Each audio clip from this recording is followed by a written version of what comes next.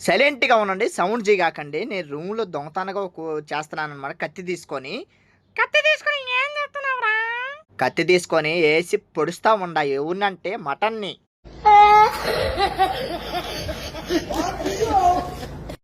ఆ మటన్ ఎక్కడిదని మీరు అనుకోవచ్చు. మా ఇంట్లో అయితే దొంగతనం చేసి తెచ్చుకున్నాను. నేను సౌండ్ ఎందుకు చేయొద్దని చెప్పానంటే డోరేసుకొని కుందుకుంటున్నాను ఎంకలన్నీ.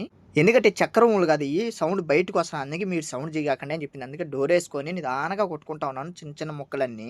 అలా చిన్న ముక్కలన్నీ చేసుకొని నేనేం చేస్తానో చూడండి ఒకసారి.